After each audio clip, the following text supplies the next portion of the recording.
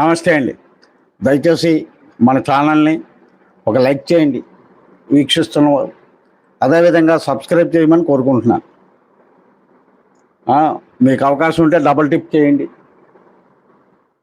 మీరు లైక్ చేస్తూ ఉంటే ఎక్కువ మందికి ఈ వీడియో చూడడానికి అవకాశం ఉంటుంది. చాలామందికి ఆస్ట్రాలజీ మీద సమస్యలు ఉంటాయి.